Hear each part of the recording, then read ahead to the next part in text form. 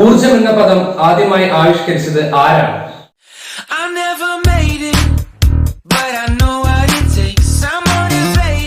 ചലനം മൂലം ഒരു വസ്തുവിന് ലഭിക്കുന്ന ഊർജം ഏതാണ്? 2017 കോഴിക്കോട്, ഇടുക്കി, ആലപ്പുഴ LDC പരീക്ഷയ്ക്ക് ചോദിച്ച ചോദ്യം ഇതായിരുന്നു. ഇപ്പൊ നിങ്ങൾക്കറിയാം ഇതൊരു സീക്വൻസ് വീഡിയോ ആണെന്ന് അറിയാം. അപ്പം കണ്ടിന്യൂസ് ആയിട്ടായിരിക്കും വീഡിയോ വരുന്നത്. നമുക്ക് ഇതിന്റെ ഓപ്ഷൻസ് നോക്കാം. സ്ഥിതികോർജം, വൈദ്യുതോർജം, താപോർജം, ഗതികോർജം. ഓക്കെ, ഉത്തരം ഗതികോർജമാണ്. PSCയുടെ ഇഷ്ട ടോപ്പിക്കുകളിൽ ഒന്നാണ് ഊർജത്തെ പറ്റിയുള്ളത്. അപ്പൊ നമുക്ക് ഇന്ന് ഊർജത്തെ പറ്റി ഡിസ്കസ് ചെയ്യാം. ഊർജം എന്ന പദം ആദ്യമായി ആവിഷ്കരിച്ചത് തോമസ് യങ് ആണ്. അപ്പം യങ് എന്ന് പറയുന്ന ഒരു വേർഡ് ഉള്ളതുകൊണ്ട് നമുക്ക് കിട്ടാൻ എളുപ്പമായിരിക്കും അല്ലെ. യങ് പേഴ്സൺസ് അല്ലെങ്കിൽ എനർജറ്റിക് ആയിട്ടുള്ള പേഴ്സൺസ് യങ് ആയിരിക്കും. അപ്പൊ അതിൽ നിന്ന് തന്നെ നമുക്ക് വേഗത്തിൽ കിട്ടും. അപ്പൊ ഊർജം എന്ന പദം ആദ്യമായി ആവിഷ്കരിച്ചത് ആരാണ്? തോമസ് യങ് ആണ്. ഓക്കെ, പ്രവൃത്തി ചെയ്യാനുള്ള കഴിവാണ് ഊർജം എന്ന് പറയുന്നത്. അപ്പൊ പ്രവൃത്തി ചെയ്യാനുള്ള ഒരു എബിലിറ്റിയാണ് എന്തെന്ന് പറയുന്നത് ഊർജം കൊണ്ട് ഉദ്ദേശിക്കുന്നത്. അടുത്തത് ഊർജത്തിന്റെ യൂണിറ്റ് എന്തെന്നാണ്? SI യൂണിറ്റ് എന്ന് പറയുന്നത് ജൂൾ ആണ്. അപ്പം ഊർജത്തിന്റെ യൂണിറ്റ് എന്നറിയപ്പെടുന്നത് ജൂൾ ആണ്. ഇനി CGS പ്രകാരം എർഗ് എന്നാണ് യൂണിറ്റ് അറിയപ്പെടുന്നത്. അപ്പൊ 1 joule is equal to 10⁷ erg എന്നാണ് പറയുന്നത്. ഓക്കെ, ഇനി അടുത്ത പ്രധാനപ്പെട്ട ഒരു കാര്യമാണ് ഊർജ സംരക്ഷണ നിയമം. അപ്പൊ ഊർജ സംരക്ഷണ നിയമം ആവിഷ്കരിച്ചത് ആൽബർട്ട് ഐൻസ്റ്റീൻ ആണ്. പലപ്പോഴും ഓപ്ഷനുകൾ കാണുമ്പോൾ നമുക്ക് തെറ്റിദ്ധരിക്കാറുണ്ട്. അപ്പൊ അതുമായിട്ട് ബന്ധപ്പെട്ട് എളുപ്പം മനസ്സിലാക്കണമെങ്കിൽ law of conservation of energy, law ആൽ എന്ന് ആലോചിച്ചാൽ മതി. ആൽബർട്ട് ഐൻസ്റ്റീൻ ആണ് അതിന്റെ ആൻസർ. അപ്പം ഊർജ സംരക്ഷണ നിയമം ആരാണ്? Albert Einstein. അപ്പൊ നിങ്ങൾ കൊച്ചു ക്ലാസ്സിലേക്ക് കേൾക്കുന്നതാണ് എന്താണ് ഊർജ സംരക്ഷണ നിയമം അല്ലെങ്കിൽ law of conservation of energy എന്നുള്ളതാണ്. ഊർജത്തെ നമുക്ക് ഒരിക്കലും പുതുതായി നിർമ്മിക്കാനോ അതിനെ നശിപ്പിക്കാനോ സാധിക്കത്തില്ല. ഒരു സ്റ്റേറ്റിൽ നിന്നും മറ്റൊരു സ്റ്റേറ്റിലേക്ക് എന്ത് ചെയ്യാനേ പറ്റുള്ളൂ? കൺവേർട്ട് ചെയ്യാനേ സാധിക്കത്തുള്ളൂ. അപ്പൊ അതാണ് ഊർജത്തിന്റെ പ്രത്യേകത. അതിനെ ജസ്റ്റ് ഇങ്ങനെ ഡിഫൈൻ ചെയ്യാം. Energy can neither be created nor be destroyed. It can be converted into one form to another. ഒരു രൂപത്തിൽ നിന്ന് മറ്റൊരു രൂപത്തിലേക്ക് കൺവേർട്ട് ചെയ്യാനേ സാധിക്കത്തുള്ളൂ. അപ്പം ഊർജവുമായിട്ട് ബന്ധപ്പെട്ട രണ്ടുപേരുടെ ചിത്രങ്ങളാണ് അല്ലെ നമ്മൾ നേരത്തെ ചർച്ച ചെയ്താണ്. തോമസ് യങ് എന്ന് പറയുന്നത് എന്താണ്? ഊർജം എന്ന പദം ആദ്യമായി ആവിഷ്കരിച്ച ആളാണ് അല്ലെ. രണ്ടാമത്തത് എനർജി കൺസർവേഷനെ പറ്റി സംസാരിച്ച വ്യക്തി അല്ലെ. ഒരു സ്മോക്കിങ്ങിന്റെ ചിത്രം അല്ലെ. സ്മോക്കിംഗ് എന്ന് പറയുന്നത് ഈ പടം കണ്ടപ്പോഴാണ് പെട്ടെന്ന് എനിക്ക് ഓർമ്മ വന്നത്. Smoking is injurious to health. നമ്മൾ എപ്പോഴും പറയുന്ന ഒരു വാക്കാണ് അല്ലെങ്കിൽ വാചകമാണ്. അപ്പൊ ഇതുമായിട്ട് ബന്ധപ്പെട്ട് പ്രീവിയസ് ക്വസ്റ്റ്യനിൽ പലപ്പോഴും ചോദിച്ചിട്ടുണ്ട് സ്മോക്കിംഗ് ഈസ് ഇൻജൂറിയസ് ടു ഹെൽത്തില ടു ഒഴിവാക്കിയിട്ട് പ്രിപ്പോസിഷൻസ് ഏതാണെന്ന് പറഞ്ഞത് ചോദിച്ചിട്ടുണ്ട്. അപ്പൊ ജസ്റ്റ് ഓർമ്മ വന്നപ്പോ പറഞ്ഞതാണ്. അപ്പം ഊർജ കൺസർവേഷനുമായിട്ട് എനർജി കൺസർവേഷനുമായി ബന്ധപ്പെട്ട് ആൽബർട്ട് ഐൻസ്റ്റീനെ ഓർത്തു വെച്ചിരിക്കുക. ഊർജം എന്ന പദം ആദ്യമായി ആവിഷ്കരിച്ചത് തോമസ് യങ് ആണെന്ന് കൂടി ഓർത്തു വെച്ചിരിക്കുക. അടുത്തതെന്ന് പറയുന്നത് പ്രധാനമായിട്ട് നമുക്ക് എനർജിയെ രണ്ടായിട്ട് കോമൺലി നമുക്ക് ഡിവൈഡ് ചെയ്യാം. സ്ഥിതികോർജം എന്നും ഗതികോർജം എന്നും. സ്ഥിതികോർജത്തെ പൊട്ടൻഷ്യൽ എനർജി എന്നും ഗതികോർജത്തെ കൈനറ്റിക് എനർജി എന്നും പറയും. ഓക്കെ, അപ്പൊ അത് നമുക്ക് സ്ഥിതികോർജത്തെ പറ്റി പഠിക്കാം. ഒരു വസ്തുവിന് സ്ഥാനം മൂലം ഉണ്ടാവുന്ന എനർജിയാണ് എന്തെന്നറിയപ്പെടുന്നത് സ്ഥിതികോർജം എന്ന് പറയുന്നത്. നമുക്ക് ഉദാഹരണം പറഞ്ഞു കഴിഞ്ഞാല് ഡാമിലെ വെള്ളം കെട്ടി നിൽക്കുമ്പോൾ ആ കെട്ടി നിൽക്കുന്നത് കൊണ്ട് ഒരു എനർജി അതിന് ലഭിക്കാറുണ്ട്. അല്ലെങ്കിൽ ഉയരത്തിൽ നിങ്ങൾ ടാങ്ക് സ്ഥാപിക്കാറുണ്ട് അല്ലെ. വീട്ടിലെ എന്താണ് പൈപ്പിലൊക്കെ നമുക്ക് വെള്ളം കിട്ടണമെങ്കിൽ മാക്സിമം ഉയരത്തിലായിരിക്കും നമ്മൾ ടാങ്ക് കൊണ്ടുവയ്ക്കുന്നെങ്കിൽ അതിന്റെ എനർജി എന്ത് ചെയ്യും? കൂടും. അതുപോലെ വലിച്ചു നീട്ടിയ ഒരു റബ്ബർ ബാൻഡ് അല്ലെ, മാക്സിമം വലിച്ചു നീട്ടി കഴിഞ്ഞാൽ എന്ത് ചെയ്യും? അതിന്റെ എനർജി കൂടും. അപ്പൊ അത്തരത്തില് സ്ഥാനമാറ്റം കൊണ്ടുണ്ടാകുന്ന എനർജിയാണ് എന്നറിയപ്പെടുന്നത് സ്ഥിതികോർജം എന്ന് പറയുന്നത്. ഓക്കെ, അപ്പൊ ഉയരം കൂടുന്നതിനനുസരിച്ച് വസ്തുവിന്റെ സ്ഥിതികോർജം എന്ത് ചെയ്യും? കൂടിക്കൊണ്ടിരിക്കും. രണ്ടാമത്തതാണ് ഗതികോർജം അഥവാ കൈനറ്റിക് എനർജി. ഒരു വസ്തുവിന്റെ ചലനം മൂലം ഉണ്ടാകുന്ന എനർജിയാണ് എന്നറിയപ്പെടുന്നത് ഗതികോർജം അഥവാ കൈനറ്റിക് എനർജി എന്ന് പറയുന്നത്. അപ്പം വേഗത കൂടുന്നതനുസരിച്ചിട്ട് അതിന്റെ മാസ് കൂടുന്നതനുസരിച്ചും എന്ത് ചെയ്യും? ആ എനർജി വേരിയേഷൻ അല്ലെങ്കിൽ എനർജി ഇൻക്രീസ് ചെയ്യുന്നതിന് കാരണമാവും എന്നാണ് പറയുന്നത്. ഓക്കെ, അപ്പം ചലിച്ചുകൊണ്ടിരിക്കുന്ന വസ്തുവിന്റെ പ്രവേഗം ഇരട്ടിയാക്കിയാൽ ഗതികോർജം 4 മടങ്ങാവും. അപ്പൊ ചലിച്ചുകൊണ്ടിരിക്കുന്ന വസ്തുവിന്റെ പ്രവേഗം ഇരട്ടിയാക്കിയാൽ അതിന്റെ ഗതികോർജം എന്ന് പറയുന്നത് 4 മടങ്ങാവും. അപ്പൊ പലപ്പോഴും പരീക്ഷയ്ക്ക് ചോദിച്ചിട്ടുള്ള ഒരു ഭാഗമാണിത്.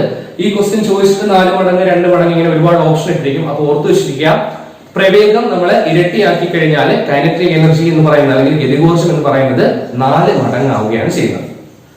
നമ്മൾ പറഞ്ഞുകൊണ്ടിരുന്നത് ഗതികോർജത്തെ പറ്റിയാണ്. അപ്പൊ അതുമായിട്ട് ബന്ധപ്പെട്ട് എക്സാമ്പിളുകൾ തന്നിട്ടാണ് അത് ഏത് ടൈപ്പ് ഊർജം എന്ന് പലപ്പോഴും ചോദിക്കാറുള്ളത്. അപ്പൊ ഒഴുകുന്ന ജലം എന്ന് പറയുന്നത് ഗതികോർജത്തിന് ഉദാഹരണമാണ്. ഒപ്പം തന്നെ ചലിച്ചുകൊണ്ടിരിക്കുന്ന ഒരുവിധം എല്ലാം അവർക്കെല്ലാം ഉണ്ടാകുന്ന എനർജി കൈനറ്റിക് എനർജി അഥവാ ഗതികോർജം തന്നെയാണ്. താങ്കൾ കെട്ടി നിർത്തിയ ജലം എന്ന് പറയുന്നത് സ്ഥിതികോർജ്ജമാണെങ്കിൽ അത് ഒഴുകി തുടങ്ങുമ്പോൾ, അത് പൈപ്പിലൂടെ ഒഴുകി തുടങ്ങുമ്പോൾ അത് ഏത് ഊർജ്ജമായിട്ട് കൺവേർട്ട് ചെയ്യാറുണ്ട്? ഗതികോർജ്ജമായിട്ട് കൺവേർട്ട് ചെയ്യാറുണ്ട്. അപ്പം ചലിച്ചുകൊണ്ടിരിക്കുന്ന എല്ലാം തന്നെ എന്തായിരിക്കും? ഗതികോർജ്ജത്തിലായിരിക്കും എന്ന് ഓർത്തു വെച്ചിരിക്കും. ഇനി അടുത്തതായിട്ട് നമ്മൾ ചർച്ച ചെയ്യാൻ പോകുന്നത് ഇന്ധനങ്ങളെ പറ്റിയാണ്. അപ്പൊ ഇന്ധനങ്ങൾ എന്ന് വെച്ച് കഴിഞ്ഞാൽ കത്തുമ്പോൾ താപം പുറത്തുവിടുന്ന അല്ലെങ്കിൽ പ്രൊഡ്യൂസ് ചെയ്യുന്ന വസ്തുക്കളെ നമ്മൾ വിളിക്കുന്ന പേരാണ് ഇന്ധനങ്ങൾ. താപം എന്ന് പറയുമ്പോൾ നമുക്കറിയാം ഊർജ്ജമാണ് എന്ന് നമുക്കറിയാം. ഓക്കെ, അപ്പം ആ ഇന്ധനങ്ങളെ പൊതുവെ പല രീതിയിൽ നമുക്ക് തരംതിരിക്കാൻ പറ്റും. എന്നാൽ പ്രധാനമായും ആദ്യം നമ്മൾ തരംതിരിക്കുന്നത് ഖര ഇന്ധനങ്ങൾ, ദ്രാവക ഇന്ധനങ്ങൾ, വാതക ഇന്ധനങ്ങൾ ഇങ്ങനെയാണ്. അതിലാദ്യം നമുക്ക് ഖര ഇന്ധനങ്ങൾ നോക്കാം. ഖരം എന്ന് പറയുമ്പോൾ നിങ്ങൾക്കറിയാം കട്ടിയുള്ള സോളിഡ് ആയിട്ടുള്ള കാര്യങ്ങൾ അല്ലെ. വിറക്, കൽക്കരി തുടങ്ങിയവയൊക്കെയാണ് എന്തെന്ന് പറയുന്നത്? ഖര ഇന്ധനങ്ങൾ എന്ന് പറയും. രണ്ടാമത്തതാണ് ദ്രാവക ഇന്ധനങ്ങൾ. ദ്രാവക ഇന്ധനങ്ങൾക്ക് ഉദാഹരണമായി നമുക്ക് കൊടുത്തിരിക്കുന്നത് പെട്രോളിയം, ഡീസൽ, മണ്ണെണ്ണ എന്നിവയാണ്. അതായത് ലിക്വിഡ് സ്റ്റേറ്റിൽ, ദ്രാവക അവസ്ഥയിലിരിക്കുന്ന സ്റ്റേറ്റിലുള്ള ഇന്ധനങ്ങളാണ് എന്ന് പറയുന്നത് ദ്രാവക ഇന്ധനങ്ങൾ എന്ന് പറയുന്നത്. അടുത്തതാണ് വാതക ഇന്ധനങ്ങൾ. വാതക ഇന്ധനങ്ങൾക്ക് ഉദാഹരണമാണ് LPG, CNG എന്ന് പറയുന്നത്.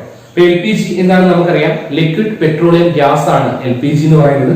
CNG എന്ന് പറയുന്നത് കംപ്രസ്ഡ് നാച്ചുറൽ ഗ്യാസ് ആണെന്ന് കൂടി ഓർത്തു വെച്ചിരിക്കുക. ഹൈഡ്രജൻ ഒരു വാതക ഇന്ധനമാണ്. ഹൈഡ്രജന്റെ പ്രത്യേകത നമുക്കറിയാം, ഹൈ കലോറിക് ആണ്, നല്ല എനർജി ഉള്ളതാണ്. അതുകൊണ്ടാണ് നമുക്ക് ഇപ്പോഴും അതിനെ എന്ത് ചെയ്യാൻ, അടക്കി ഭരിക്കാനായിട്ട് അല്ലെങ്കിൽ ആ ഊർജ്ജത്തെ നമുക്ക് യൂസ് ചെയ്യാൻ പറ്റാത്തത്.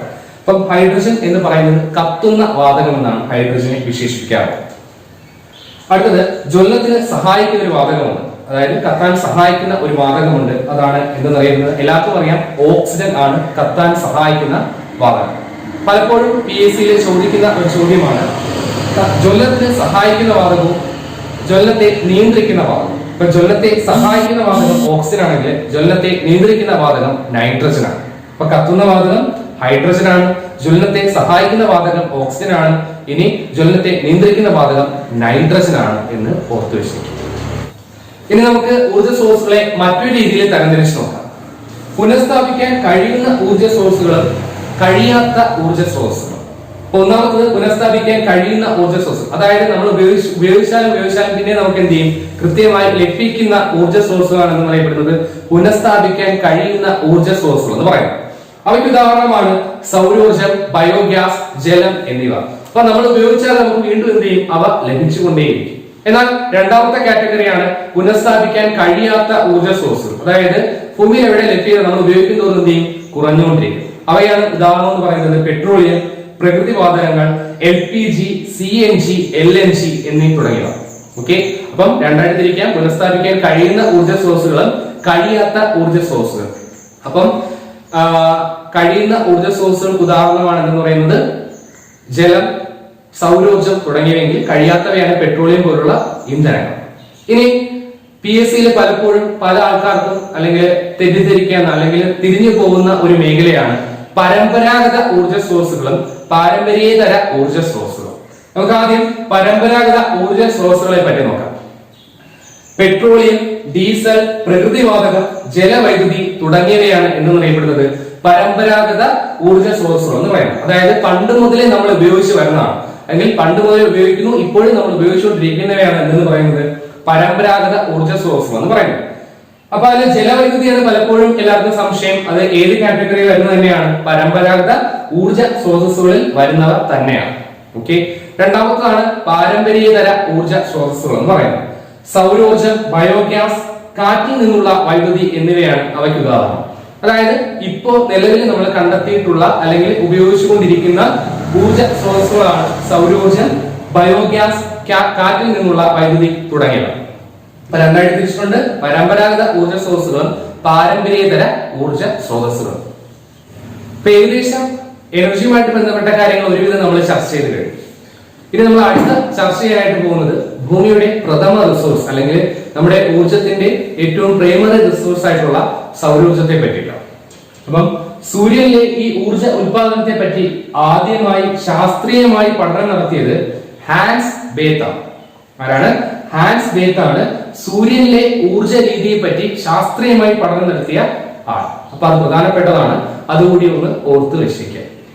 ഇനി നമ്മൾ ചർച്ച ചെയ്യാനായിട്ട് പോകുന്നത് ഉപകരണങ്ങളിലെ ഊർജ കൈമാറ്റ രീതിയെ പറ്റിയിട്ടാണ്, അല്ലെങ്കിൽ എനർജി എങ്ങനെയാണ് കൺസർവ് ചെയ്ത് മറ്റൊന്നിലോട്ട് പോകുന്നതെന്നാണ് നമ്മൾ നോക്കാൻ പോകുന്നത്.